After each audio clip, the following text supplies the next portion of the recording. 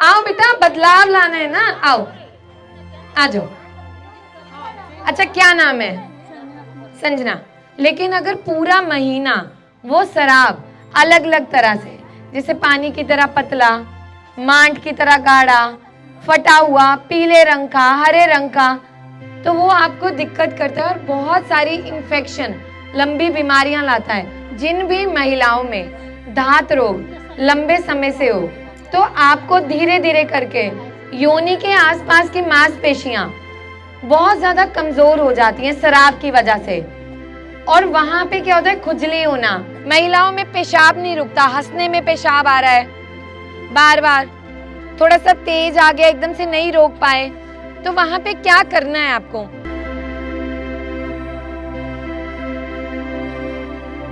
अच्छा, जैसे कितनी महिलाएं ऐसी हैं जिन्हें 15-20 दिन में महीना आ जाता है,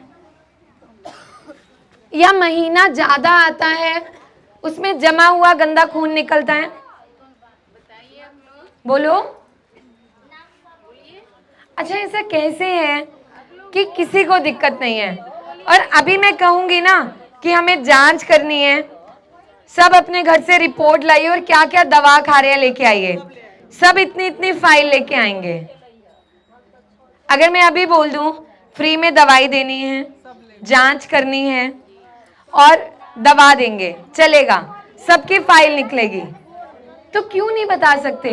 क्या दवाइयां खाना पसंद है आप लोगों को? अम्मा, दवाई खाना पसंद होता है किसी को?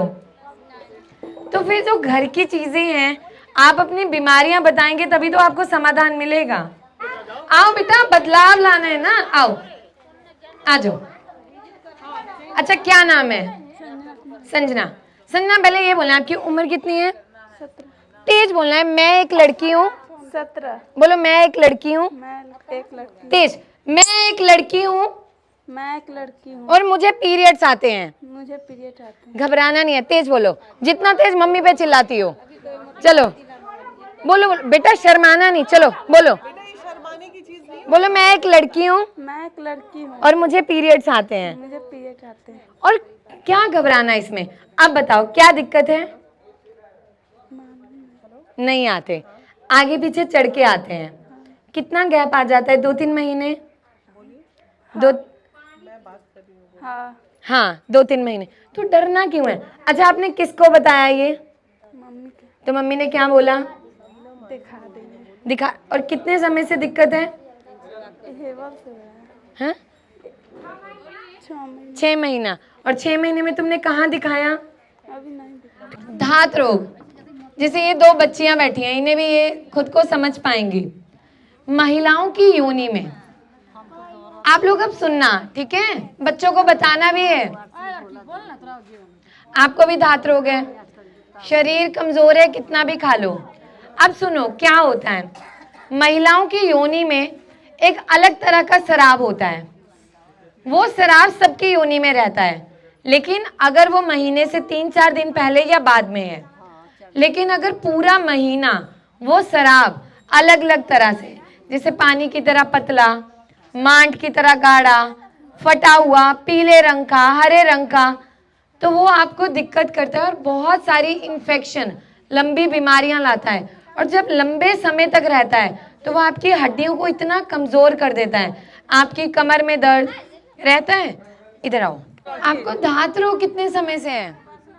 शादी के बाद से, इसमें ऑपरेशन कराए ना उसके बाद से। किस चीज का ऑपरेशन? बच्चे ना होने का, नसबंदी का? देखो, जिन भी महिलाओं में धात रोग लंबे समय से हो, तो आपको धीरे धीरे करके योनि के आसपास की मांसपेशियां बहुत ज्यादा कमजोर हो जाती हैं शराब की वजह से।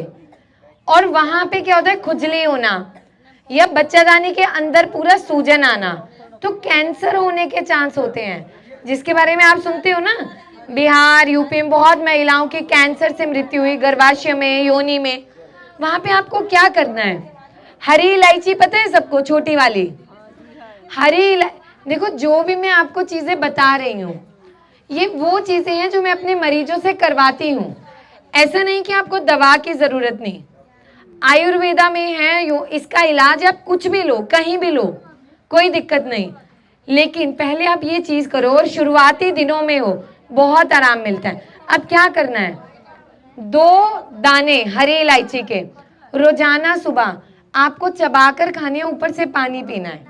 ये आपके शराब को कम करेगा। अब ऐसे नहीं कि मैंने मन किया इलायची बता दिया, इसके जो गुण हैं उन गोलियों से मिलते हैं जो शराब को कम करती हैं। दूसरी चीज, यहाँ पे अनार लगा है। अनार को जब हम खाते हैं, इसका जो छिलका है, हम छिलके को सुखा लें और इसका पाउडर रखें, वो एक दवा का काम करता है। जैसे लगातार शराब रहता है तो योनि में क्या होता है, योनि वहां से मांसपेशियां कमजोर हो जाती हैं। महिलाओं में पेशाब नहीं रुकता, हंसने में पेशाब आ रहा है बार बार, थोड़ा सा तेज आ गया, एकदम से नहीं रोक पाए, तो वहां पे क्या करना है आपको, जैसे अनार के पत्ते या अनार छील के दाने खा लिए, छिलके को सुखा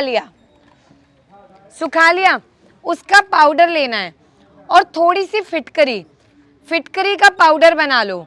अनार के इसका छिलके का या अनार के ऊपर का जो परत होती है उसका चूरन और उसमें थोड़ी फिटकरी मिला के पानी से लेप लगाओ योनि के अंदर की तरफ।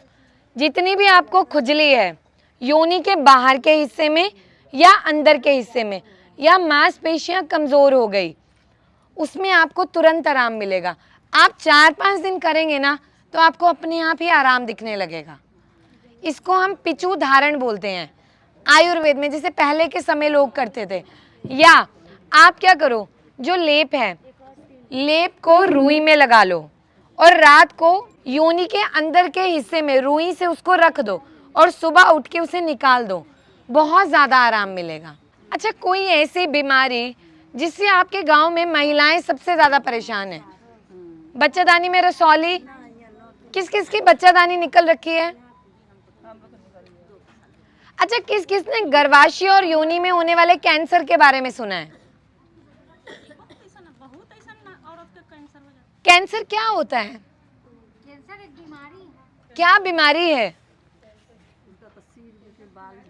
जो महिलाओं में हर साल इतनी महिलाओं की मृत्यु होती है हमारे देश में, योनि गर्भाशय में कैंसर में, या हजारों लाखों महिलाएं बच्चादानी निकलवाती हैं रसौली की वजह से, वो क्या है, क्यों होती है एक महिला के शरीर में? जैसे बच्चादानी में जो गांठ होती है जिसलिए आप बच्चादानी निकलवाते हो, या कई बार महिलाओं में सफ़ेद पानी, धात रोग लंबे समय तक रहे, बच्चादानी निकाल देते हैं कि कैंसर ना बन जाए।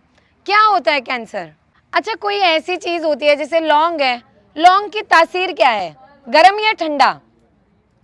लौंग गर्मी करता है या ठंडक देता है? गर्मी करता है। और मेहंदी ठंडा।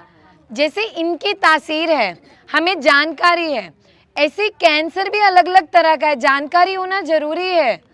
महिलाओं में जो है, अब क्या होता है कैंसर, जब आपके शरीर में जो सेल हैं अच्छे, जितनी मात्रा में चाहिए उससे बहुत अधिक मात्रा में बनने लग गए, यानी आपके शरीर की क्षमता उतनी नहीं रही, तो वो उस हिस्से को टारगेट करता है, ठीक है। और अगर इसको देसी भाषा में समझे, जो गांठें बनी जिसकी वजह से होने के चांस होते हैं, हालू घास है, जैसे हम गमला लगाते हैं, गमले में पेड़ लगाया, उसके आसपास घास आता है हरे रंग का, हम निकालते हैं वो फिर आता है, हम निकालते हैं फिर आता है, ऐसे कैंसर पनपता है। उसकी जड़ें अंदर की तरफ हैं, हम उसे निकालते जाएंगे वो और बनेगा, लेकिन कुछ हिस्सों में हमारे शरीर में वही रहता है और कुछ में अलग अलग हिस्सों पे जाता है।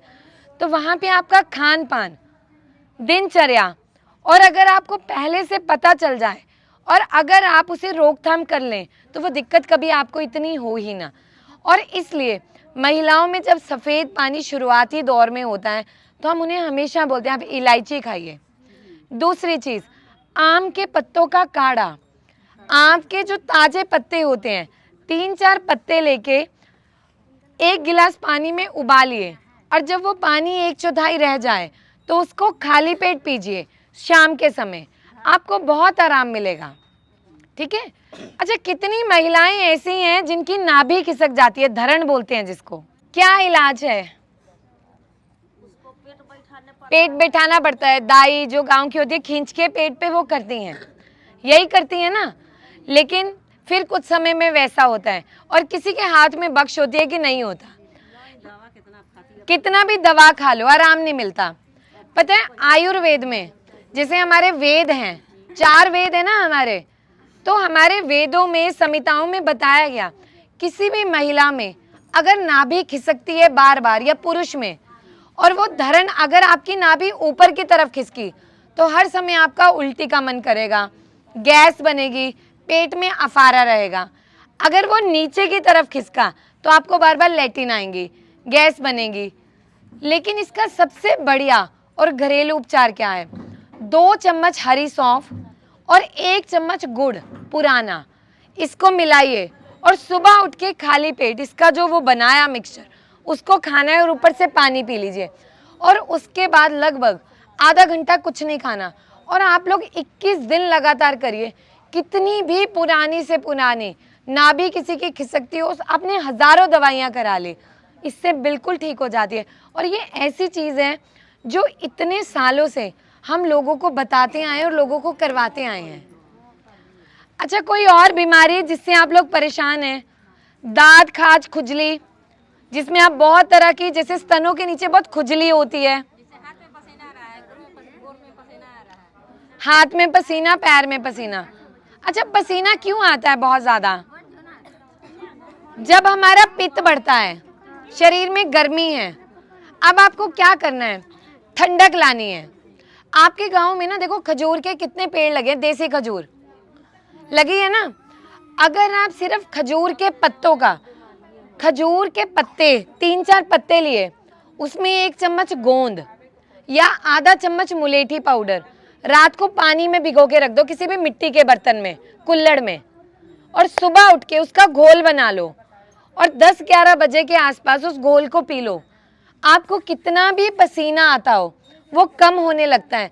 जैसे थोड़ा सा काम करने के बाद हाथ गीले हो रहे हैं, हाथ पैर में बहुत ज़्यादा पसीना आ रहा है, उसमें आराम मिलता है। अब ना किसी के दिमाग में ये आता है कि अगर यही चीज़ें काम करती तो हमें दवा की ज़रूरत क्यों होती या अस्पतालों की ज़रूरत क्यों होती। जिस बीमारी में दवा की ज़रूरत है वहाँ आप दवा करिए, लेकिन जहाँ हम घर की चीज़ों से खुद को रोकथाम कर सकते हैं वहाँ ये चीज़ें बहुत फ़ायदा करती हैं।